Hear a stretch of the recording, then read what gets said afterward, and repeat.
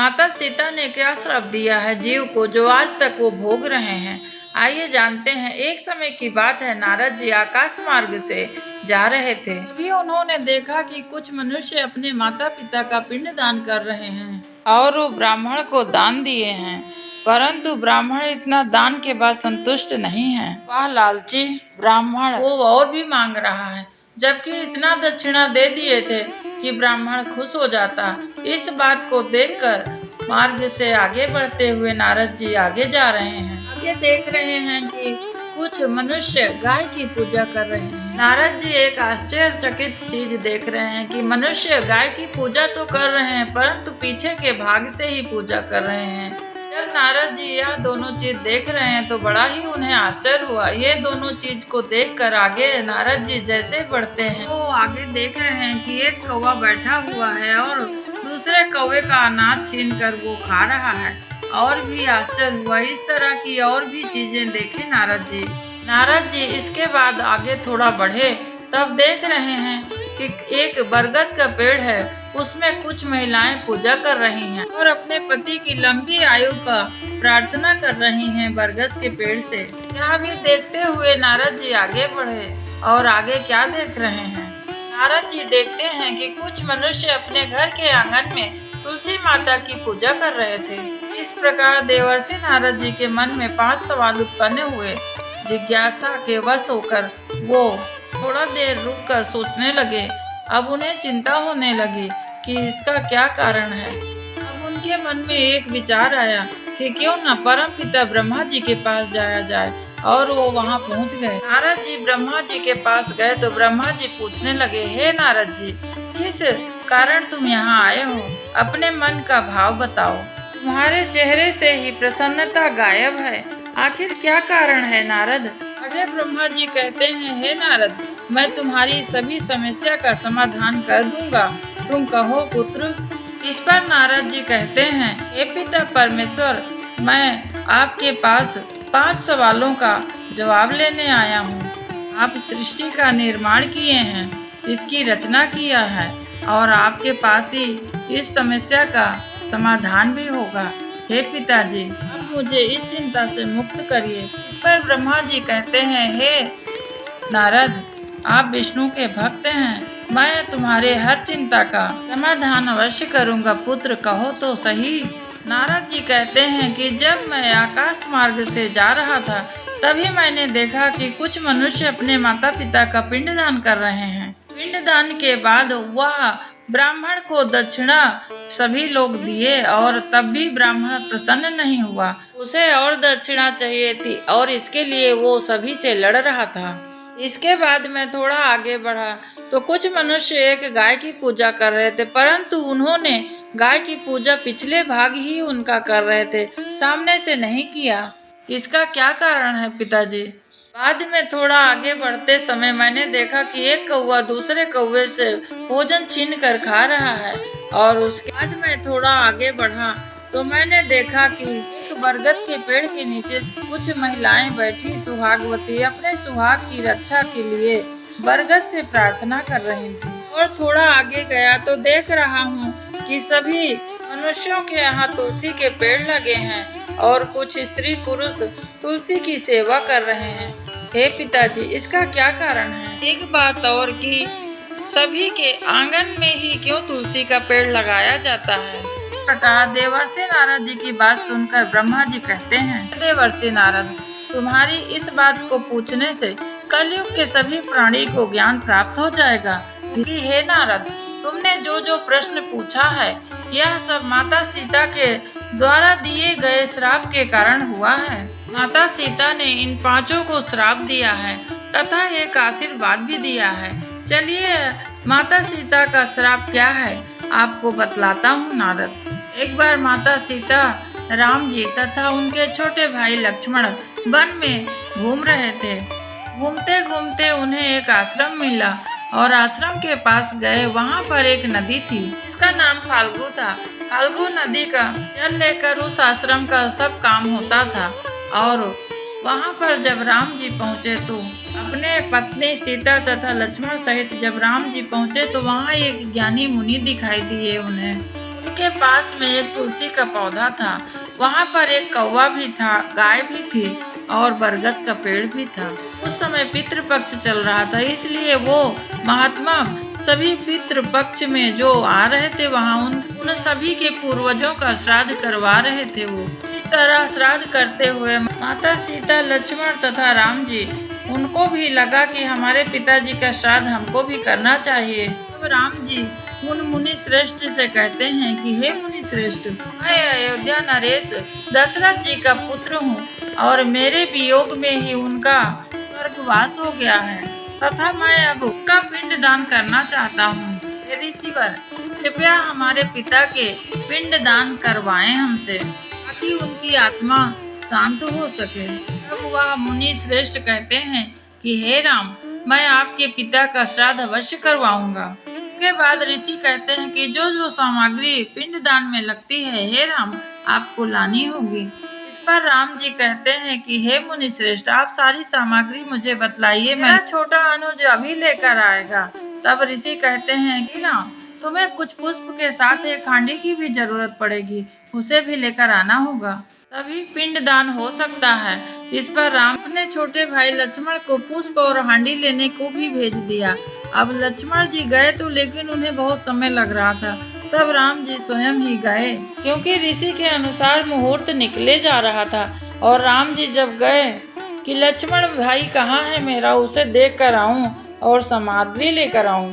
इस पर माता सीता जी सोचने लगी, न जाने मेरे देवर और मेरे पति कब तक आएंगे। मुहूर्त निकल गया तो पिंड दान का कोई मतलब नहीं रहेगा, मैं ही पिंड दान कर देती हूँ। इसके बाद माता सीता दशरथ जी का पिंड दान करने के लिए तैयारी करने लगी। स्वयं ही अपने बालों से कुछ पुष्प निकाला उन्होंने और मुनि श्रेष्ठ से कहने लगी कि हे मुनि श्रेष्ठ, आप हमारे महाराज दशरथ पिताजी का श्राद्ध करवा दीजिए, नहीं तो मुहूर्त निकल जाएगा। और मेरे ससुर महाराज दशरथ का पिंड दान यदि मैं कर सकती हूँ तो मैं अवश्य करूँगी।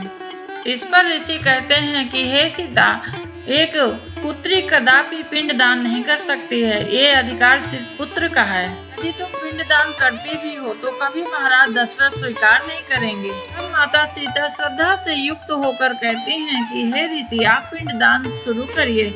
यदि मेरे महाराज दशरथ ससुर जी पिंड दान स्वीकार करेंगे तो ठीक है, नहीं तो मेरे पति और देवर आएंगे और वो स्वयं फिर से पिंड दान करेंगे। इस बात को सुनकर ऋषि पिंड दान करना प्रारंभ करवा दिया। इस पिंड दान को ससुर दशरथ जी स्वीकार कर लेते हैं और इस बात के साक्षी वहां पर उपस्थित 5 लोग थे, जिन्होंने पिंड दान करते हुए देखा था। ये तो स्वयं ऋषि हैं। दूसरी पिंड दान करते हुए देखने के लिए नदी वहां बह रही थी। तीसरी साक्षी जो थी गौ माता, वहां पास में ही चल रही थी और उन्होंने पिंड दान करते हुए देखा था। वहीं तुलसी का पौधा भी लगा हुआ था, वो भी उनका साक्षी था और बरगद के पेड़ में बैठा हुआ कौवा भी देख रहा था। जब भगवान राम जी और लक्ष्मण दोनों पिंड दान करने के लिए हांडी और फूल लेकर आए, तब किसी ने कहा भगवान श्री राम से कि पिंड दान हो चुका है। हे राम, यह पिंड दान आपकी पत्नी ने किया है और यह पिंड दान महाराज दशरथ जी आपके पिता स्वीकार भी कर लिए हैं। इस बात को सुनकर महाराज श्री राम जी कहते हैं कि मैं इस बात को कैसे मान लूं कि एक औरत के हाथ से पिंड दान किया हुआ महाराज दशरथ जी स्वीकार कर लिए हैं, क्योंकि मर्यादा पुरुषोत्तम श्री राम जी ने शास्त्रों में पढ़ा था कि पिंड दान सिर्फ पुत्र कर सकता है। भगवान श्री राम जी सीता माँ से कहते हैं कि हे प्रिय सीता, तुम सच सच बताओ, क्या तुमने पिंड दान किया है और महाराज श्री दशरथ जी स्वीकार कर लिए हैं? अब माता सीता जी कहती हैं कि हे स्वामी, ये सच बात है, मैंने पिंड दान किया है और इस पिंड दान को करते हुए साक्षी 5 लोग हैं, आप उनसे पूछ सकते हैं। महाराज श्री दशरथ जी मेरे ससुर ने पिंड दान स्वयं स्वीकार किया है।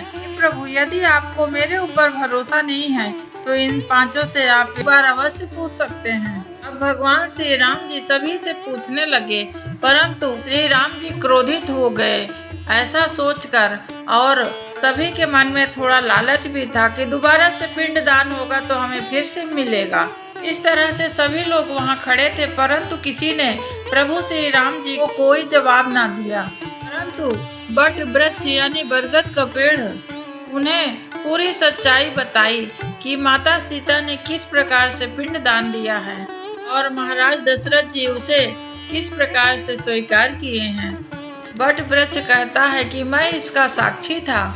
इस बात को श्री राम जी ने स्वीकार कर लिया कि ये बात सही है, परंतु देवी माता लक्ष्मी स्वरूपा सीता जी बड़ी क्रोधित हुए और सबसे पहले उन्होंने मुनि श्रेष्ठ को श्राप दिया कि हे मुनि श्रेष्ठ, आपने मेरी बात की लाज ना रखी, इसलिए अब से जितने भी धन धान आप कमा लीजिए, परंतु आपको कभी संतुष्टि नहीं होगी और धन का लोभ कभी आपके हृदय से खत्म नहीं होगा। और कोई भी यदि तुमको 5 रुपए दक्षिणा देगा तो तुम 11 रुपए का मन में विचार करते रहोगे, कभी इससे संतुष्ट नहीं होगे। दूसरा श्राप उन्होंने गौ माता को दिया कि हे देवी, आपने देखा था मैंने पिंड दान किया था, परंतु आपने इसको ना बताकर मेरी बात झूठी साबित करवाई है, इसलिए कलयुग का प्राणी आपकी पूजा तो अवश्य करेगा, परंतु वह आपके सामने से पूजा कभी नहीं करेगा। आपकी मुंह की पूजा नहीं होगी, सिर्फ पीछे का भाग यानी पूंछ के पास की ही पूजा होगी। तीसरा श्राप माता सीता ने कौवे को देती है कि हे कौवा, तुमने मेरी बात को झुठला दी और आज के बाद से तुम दूसरे के हिस्से का ही खाओगे और जूठन खाओगे। इसके बाद माता सीता फाल्गु नदी को श्राप देती हैं कि हे माँ नदी, तुम्हारे ही सामने सब कुछ मैंने किया पिंडदान और तुमने इसकी साक्षी थी, परंतु तुम भी झूठ बोलकर चुप रही और मेरे पति के सामने मुझे झूठा साबित कर दिया। और आज मैं आपको श्राप देती हूँ कि आपका नाम ही नदी रहेगा, परंतु इसमें जल नहीं होगा, तुम हमेशा सूखी की सूखी ही रहोगी। फिर माँ सीता कहती हैं कि हे तुलसी माता, आप भी साक्षी थे, परंतु आपने भी कुछ नहीं कहा। मैं आपको श्राप तो नहीं दे सकती हूँ क्योंकि मैं आपकी बहुत बड़ी भक्त हूँ, परंतु आपको बाहर की हवा पानी नहीं मिलेगी, सभी के आंगन में आपको बंध के रहना पड़ेगा और सभी के सुख दुख की साक्षी आप बनेंगी। और इसके बाद माँ भगवती सीता जी का क्रोध शांत हो गया।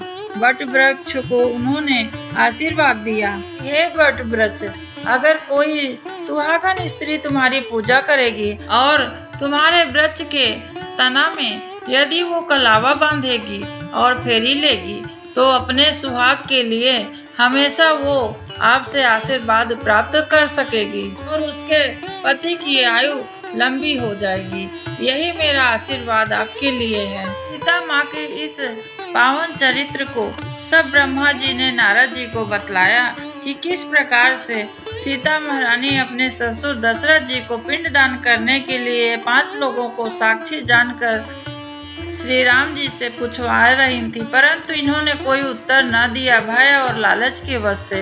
अभी से ब्राह्मण, गऊ और नदी, कौवा, ये चारों जीव को श्राप मिला हुआ है। इस प्रकार ब्रह्मा जी ने नारद जी को संपूर्ण कहानी बतलाते हैं। कथा को सुनकर नारद जी प्रसन्नता पूर्वक प्रणाम करते हैं, कहते हैं कि हे पिता ब्रह्मा जी, आपने मेरी सारा संशय विषय को दूर किया, आपका मैं बहुत आभारी हूँ। इस कथा को सुनने, पढ़ने और दूसरों को सुनाने से माता सीता का आशीर्वाद सबको मिलता है। कथा के माध्यम से आप ये भी समझ गए होंगे कि पिंडदान पुत्र और पुत्री का नहीं, श्रद्धा का होता है श्राद्ध। अगली बार जब भी आपको मिले मौका तो आप इसका उपयोग सही से करिएगा। मन में किसी प्रकार का शंका न रखकर भगवान को स्मरण करके अपने पूर्वजों का श्राद्ध करिए।